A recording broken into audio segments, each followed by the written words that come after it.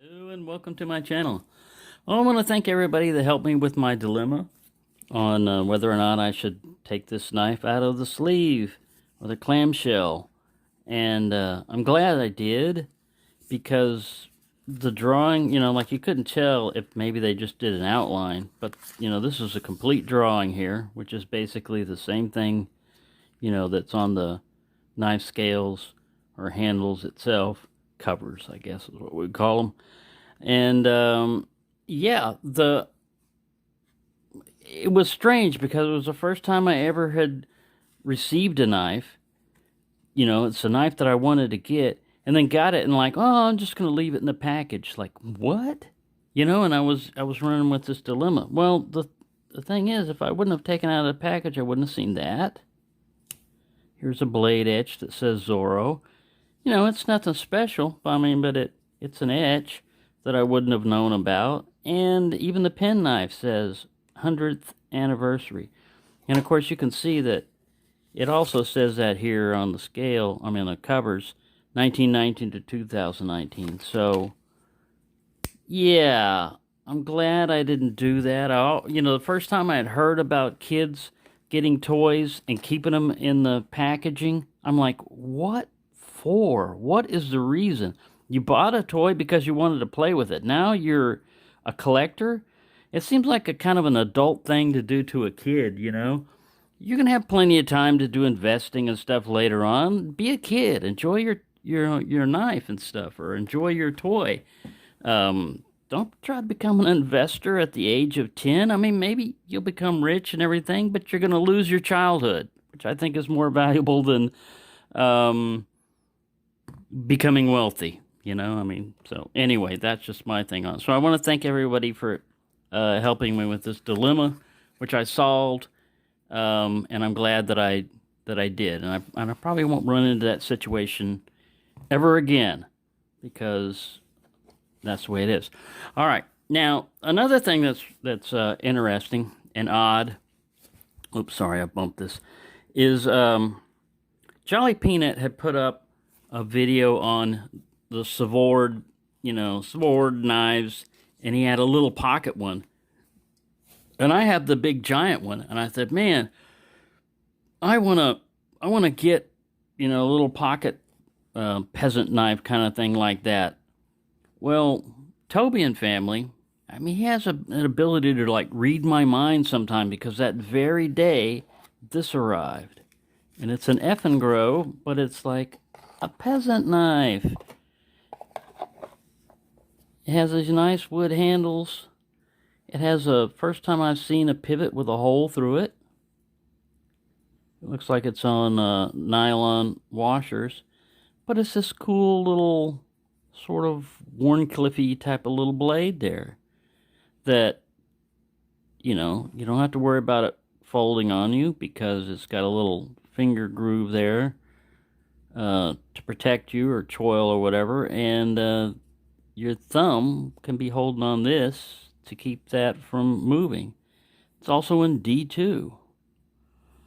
So let's use the Tobias knife scale for this one.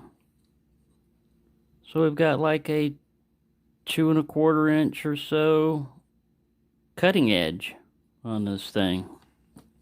It's pretty cool little knife. Kind of thick in the hand, but that's not a bad thing. Let's get my only working caliper out right now. Let's see what we find here.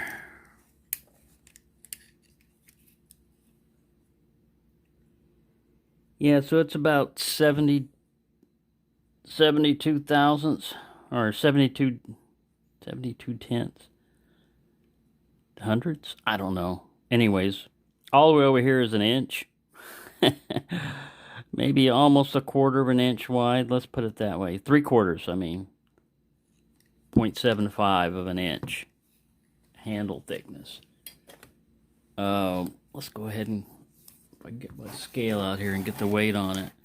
But yeah, it was just weird how he put up that video of the little sword knife, the green one that he had, and I told him, oh, that's pretty cool. I need to get one of those little small ones sometime, just because it looks like it fits the pocket better. Well, this is green. We don't need that.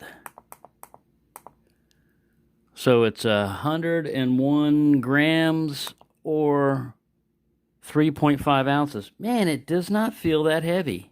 It doesn't feel like 3.5 ounces. I guess because it's in a little compact shape, but it's nice and centered. Nice little like box cutter opener thing. Kind of reminds me of like the Cold Steel Tough Light, but without the back lock and everything. So anyways, I want to thank Toby and family for reading my mind again. And it's just a great little, I've never had an Eafengrow, but I like the way they do this box. It's just a little simple cardboard box, but they make it kind of elegant looking, with the crinkle finish and the, I don't know what model number this is. It didn't come with a model number on it.